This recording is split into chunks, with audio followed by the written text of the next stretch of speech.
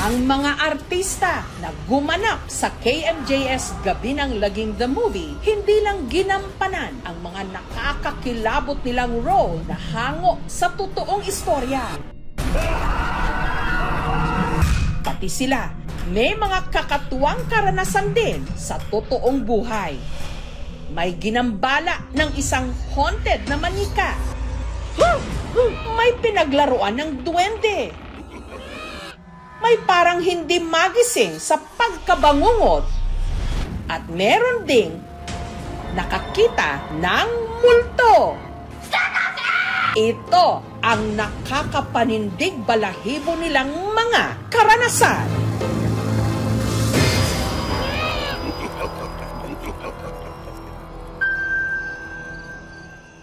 Years back, bumiyahe kami ng Ilocos para mag-shoot.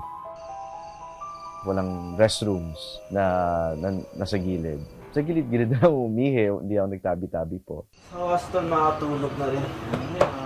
Then come the night na magpapahinga na lahat, binangungot ako. Tipong hindi ako makagalaw.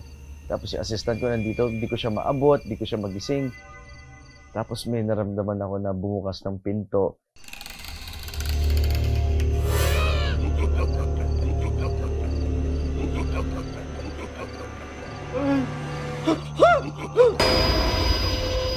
May duwending tumatalon sa dibdib ko. Parang nag-e-enjoy siya, terrorize kami.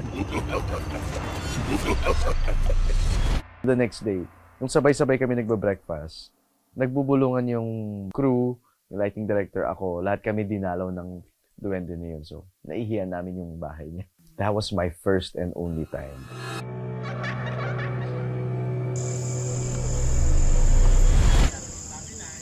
I wasn't taping nung Dear Uge.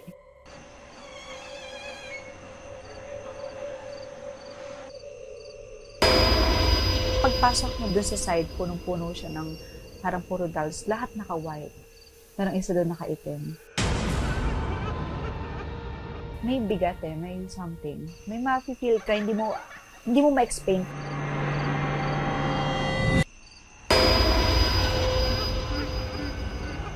Nagkatitigan na lang kami ni Ate Monat na Si Ate Monat yung assistant ko. Tao po? Pagbalik namin doon, hindi naman mabuksan yung pinto.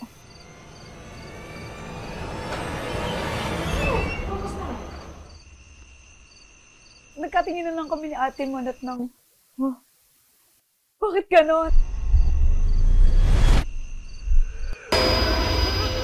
Tapos yun na, nag-connect na. Kaya isa sa mga siguro masasabi kong totoo yung mga dolls.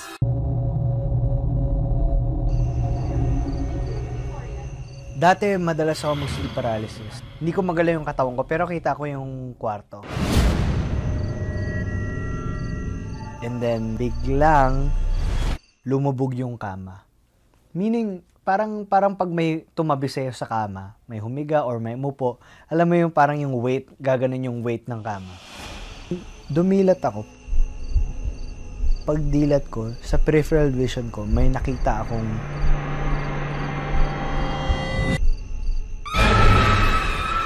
batang nakasilip sa akin. Dito ko na, hanggang dito, yung kita ko. Katingin sa akin. Natakot na talaga ako. Tumayo na yung balahibo ko. So, pumikit ako, nagdasal ako. And then, nung nagalaw ko na yung katawan ko, yun, lumipat na ako ng kwarto.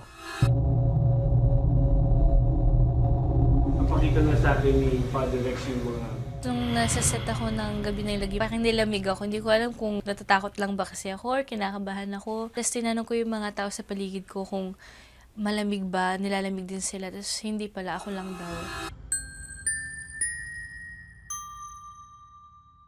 Isa sa mga producer sa news na biglaang namatay, na atake sa puso. Hindi ko siya nadalaw kasi nakabakasyon ako. Biglaan Pagbalik ko, siguro a few weeks after, habang naghahanda ako para sa morning show ko dati sa DZBB,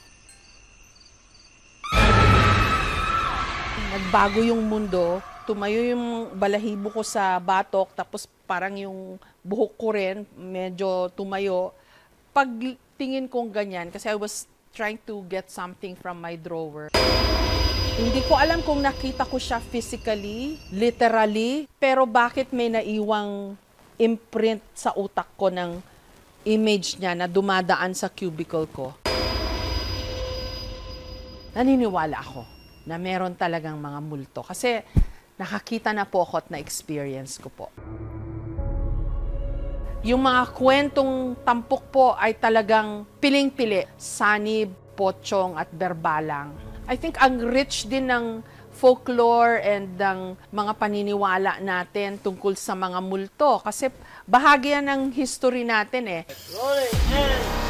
Expect nila na talagang maganda to. Pinaghandaan siya, ginalingan talaga ng lahat. Lalo na yung mga, syempre, aesthetics, yung mga effects natin, nagle-level up na tayo. Dapat abangan ng mga tao ang pagiging truthful ng mga story na ito kasi nga, true stories ito eh.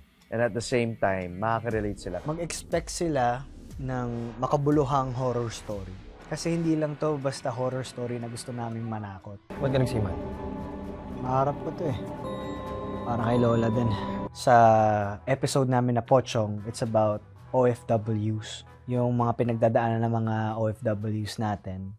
Na yun palang horror na talaga yun. May mata ng pusa, may pakpak ng pamuki, lumalakas kapag kabilugan ng buwan. Pangalawa, ang berbalang ay abuse of power, politics na sobrang relatable sa panahon ngayon.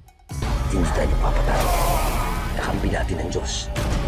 Sanib naman ay about siya sa relationship mo with God and mental health mo. Tawagin na ang buong pamilya at barkada at sabay-sabay nating harapin ang ating mga takot sa mga sinihan. KMJS Gabi ng Lagim the Movie ngayong November 26 na sa mga sinihan. Buong pagmamalaking inihahandog po ng GMA Pictures at ng GMA Public Affairs ang taunang inaabangang Halloween special ng Kapuso Mo, Jessica Soho, na ngayon isa ng ganap na pelikula. Mapapanood na simula November 26 sa mga sinihan. At narito na po ang official full trailer ng KMJS Gabi ng Lagim, The Movie.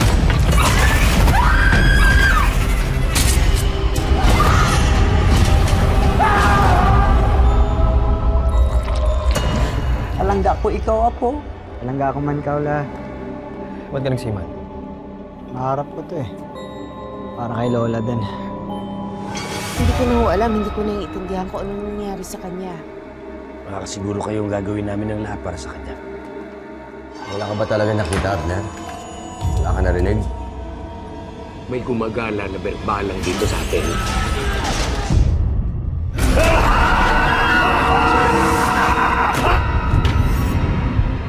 Ang mga nangangambang puso't isip, ginagamit yan ng demonyo para kumapit sa kaluluwa ng tao. Alam mo kung sino yung dapat mong ipagdasal na hindi mo makita? Si Pochong. Kumakain ng patay, may mata ng pusa, may pakpak ng pamuki, lumalakas kapag kabilugan ng buwan. Mag-iingat ka sa masusunod mo sasabihin. You know about the Pochong? Please refrain from talking about Pochong. Do not attract its attention. Father Rex, yan po bang pinakamatinding sanib na naharap ninyo? Hindi ako titigil hanggang hindi ako nakapaningin. Hindi tayo papatalo.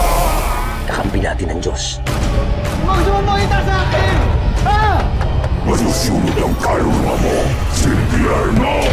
Mapatawad ng Diyos sa lahat ng lumalapit sa Kanya!